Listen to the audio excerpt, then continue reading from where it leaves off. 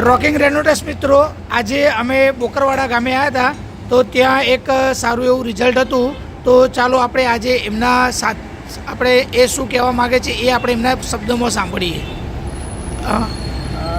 આ મારા કાકાને દીકરા થાય, તો એમને શું કોરોના થયેલો.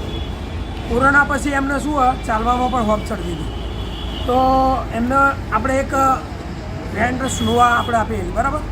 તો આપણે એમના મુખે સાંભળીએ તો એમને કેવું રિઝલ્ટ રેન્ડ્રસ નોવાનું કેવું મળ્યું આપણે એમના મુખે સાંભળીએ. બરાબર. ગામનું નામ આપણું? ગામનું નામ બોકરવાડા, તાલુકો વિસનગર, મહેસાણા. ઓકે, બોલો. જે આ રેનોટેસ નોવા અમારા ભાઈ દિનેશભાઈને મને આપેલું. કેટલા દિવસ મળ્યું? જે 15 દિવસ પહેલાં મને આપેલું. બરાબર. એનાથી મને લગભગ ઘણો એવો ફરક પડ્યો.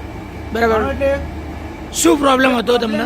કોરોના અને ઇફેક્ટના લીધે જે ચાલવામાં તકલીફ પડતી, શ્વાસમાં તકલીફ પડતી, જે હાલ કળતરો દુખાવાની તકલીફ પડતી. બરાબર. એ હાલની તારીખમાં કોઈ દુખાવાની જે દવા લેવી પડતી નથી. બરાબર.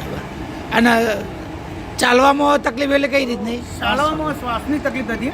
બરાબર. એટલે લગભગ 500 મીટર જેટલું ચાલી શકાય વધારે. બરાબર. એ અત્યારે અત્યારે લગભગ 2 કિલોમીટર ચાલવું પણ હોંપ ચડતી નથી, તો કોઈ શ્વાસની તકલીફ નથી. બરાબર. એના સિવાય બીજો ફાયદો થયો હોય? એના સિવાય બીજા ઘણા ફાયદા થયા.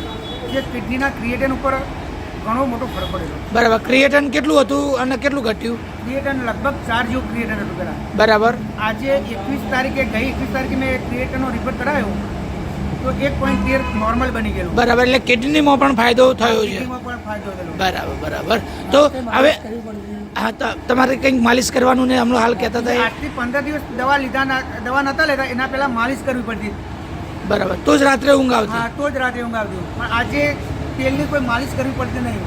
બરાબર. દુખાવો કળતર હાલ 0 બની ગયું. બરાબર. તો આ વિડીયો આપણે ભારતભરમાં કે બીજા બધા મિત્રોને જે આપણે મૂકીશું, બરાબર. તો એ વસ્તુ તમે એ બધા મિત્રોને શું કહેવા માંગો? આ વસ્તુ લેવાય કે ના લેવાય? હા, કઈ હતી? નોવા લેવાય. હા. અને એનો ઉપયોગ કોઈ આવા દર્દી હોય એને સારી રીતે રિઝલ્ટ વાળી વસ્તુ હોય, બરાબર. તો એને લઈ શકાય. Okay, thank you rocking રેનોટેસ.